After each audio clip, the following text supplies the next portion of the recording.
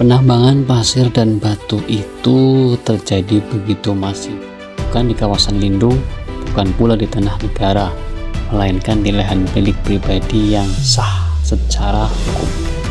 Di sanalah dilema itu bermula. Di satu sisi, pemilik tanah berhak menentukan nasib lahannya.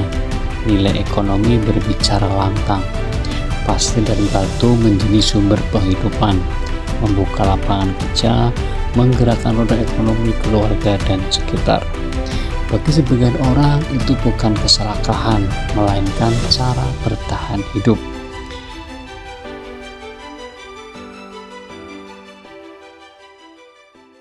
Oke, baik teman-teman, hari ini kita mau jalan ya ke tempat yang kemarin viral di sekitaran Kabupaten Banyumas, yaitu pertambangan ya. Jadi ada tambang yang lokasinya tidak jauh dari sekolah. Kita ke sana.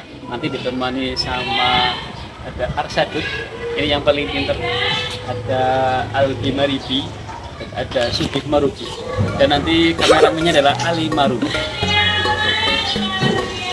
Kami memulai langkah seiring bertambah tingginya mentari pagi ini.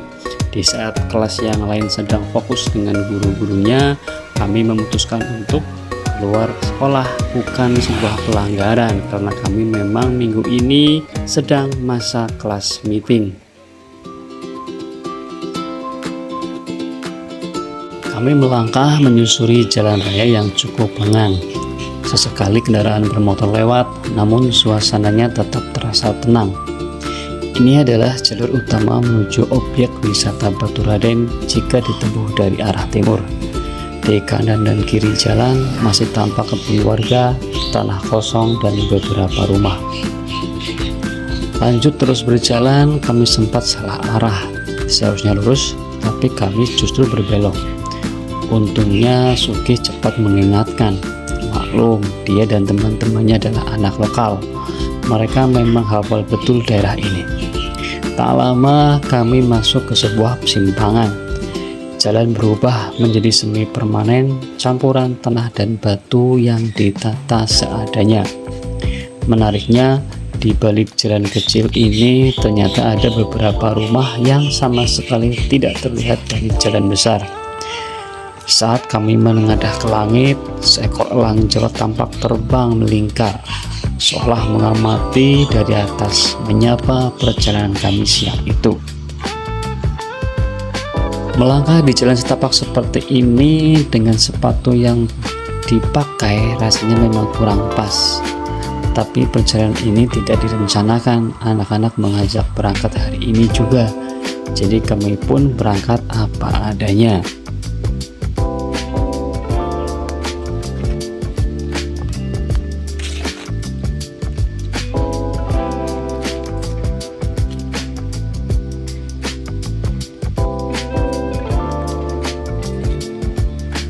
Perlahan kami tiba di area penambangan pasir dan batu.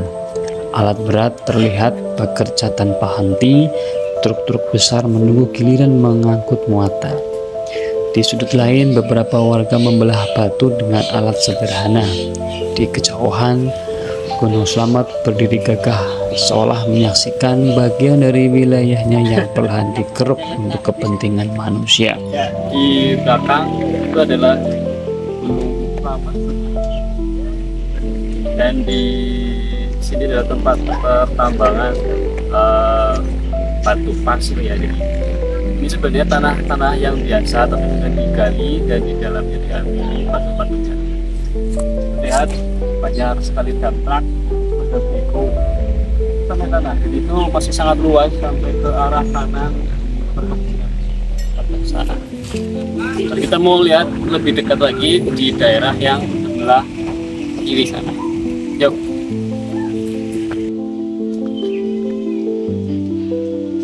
Oke, baik teman-teman, arahnya ke sana ya. Kita mau melihat tambang di spot yang berbeda. Kalau yang tadi di dekat jalan raya di terminal pengangkutan batu dan pasir, sekarang kita mau lihat ke sana. Jadi ini lewat jalan tapak menuju ke perkebunan warga. Yuk. Kami mencoba mendekat dari sisi yang berbeda.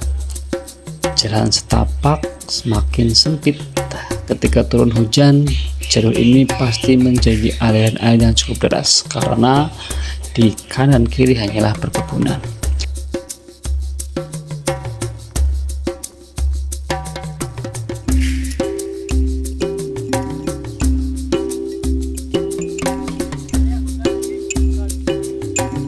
Sabar lah, Pak.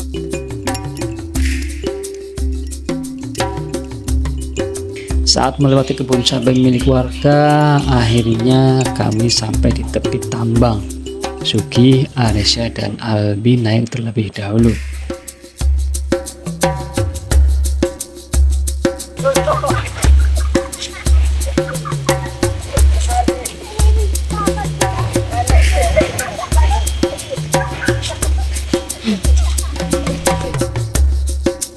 Ya, setelah kita trekking sekitar 5 menitan dari tempat yang tadi, kita sudah sampai di spot yang berbeda untuk melihat kondisi terbaru per hari ini tambang batu di desa Gandata Pak, Kecamatan Subang. Dan terdengar ya, lihat ini terdengar ada banyak alat berat yang sedang dipakai.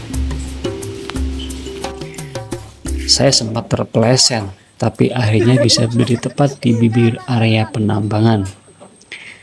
Disinilah semuanya terlihat jelas bagaimana alam memberi dan bagaimana manusia mengambil.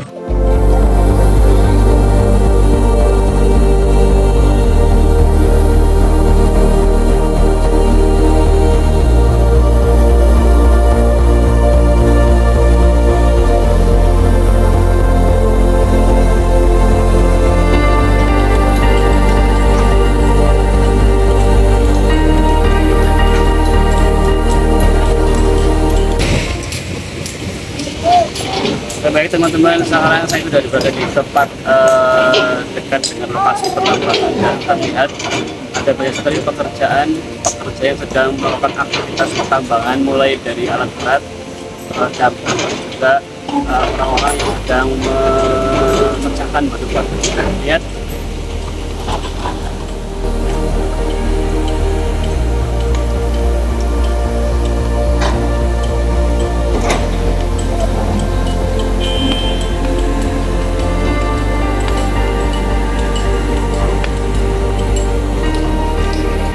Dan di satu sisi ada lubang yang sudah sangat dalam.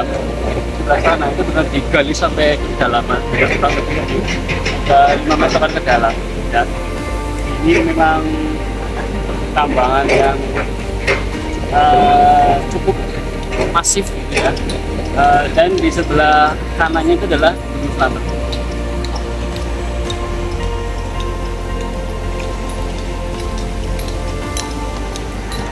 Oke, ya itu dulu yang bisa kami sampaikan, laporan kunjungan di tempat lokasi pertambangan batu dan pasir di desa Gandata, Kecamatan Subang, terbaru terupdate di hari ini. Oke, kita saatnya pulang ya. Pulang.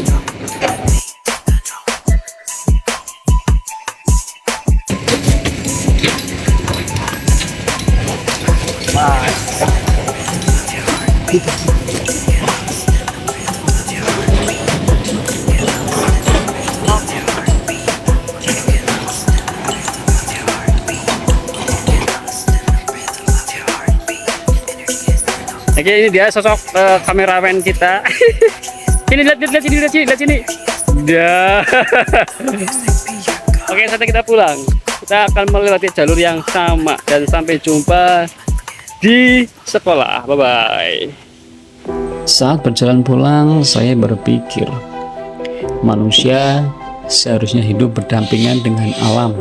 Hutan ditebang tanpa henti, laut pelan-pelan dipenuhi sampah dan luka. Gunung dikeruk, sungai tercemar limbah, dan udara dipaksa menampung berbagai racun. Padahal alam dulu memberi kita kehidupan. Banjir datang bukan sekedar kebetulan. Tanah longsor juga bukan hanya bencana. Semua itu seperti cerita alam yang sudah lelah karena terlalu lama disakiti. Kadang manusia merasa dirinya paling berkuasa, seolah bisa melakukan apa saja. Padahal pada akhirnya alam punya cara sendiri untuk mengingatkan. dan saya tersadar sambil terus melangkah pulang.